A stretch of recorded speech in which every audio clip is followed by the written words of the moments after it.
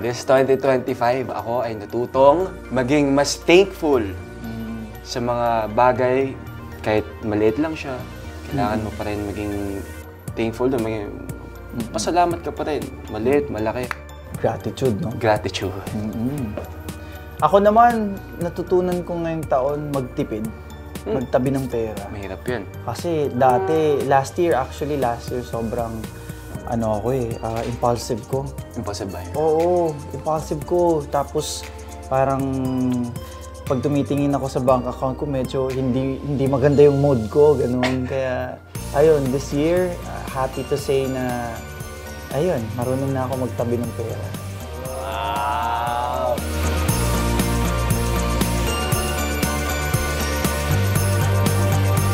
Message ko sa mga Pilipino, lahat po tayo, sana magtulungan at syempre dapat may malasakit sa isa't isa kasi sa panahon ngayon, crisis, diba? Lahat tayo maraming pinagdadaanan, lalo na yung bayan natin, may hinaharap tayo ngayon na syempre tayo lang din yung makakalutas at dapat magtulong-tulong. So ayun, patuloy natin na maging anong tawag nun?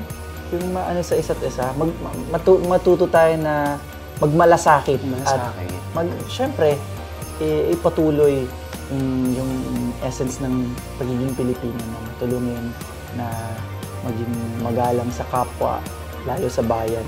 Kaya tuloy lang. At maging mapagmahal, mga kapuso.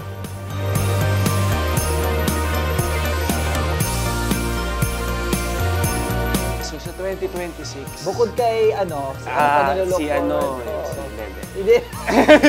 Okay. Pero sa 2026, syempre, ang daming maganda nangyari ngayon 2025. Ang hirap mag-expect eh. Pero siguro sa 2026, in-expect ko lang is, pinaka gusto ko mangyari is safe and yung good health yung family ko.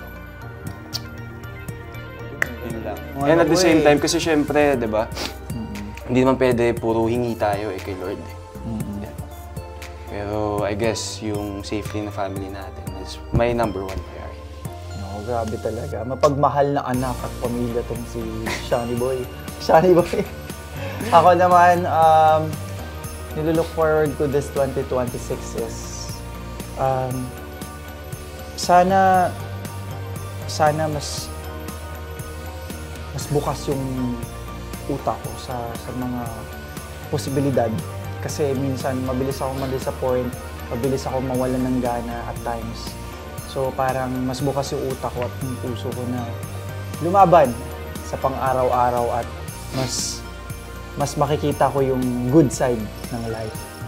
Ayun, better days ahead. Amen. Amen, brother. Amen, man.